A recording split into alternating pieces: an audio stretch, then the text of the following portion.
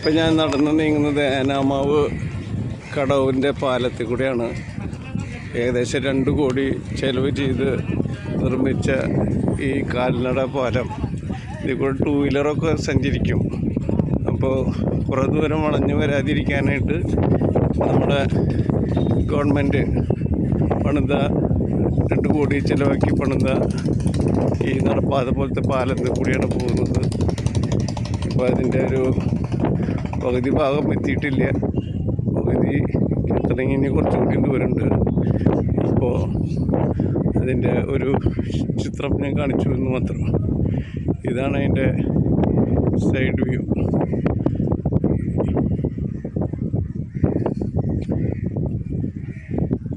Enamavu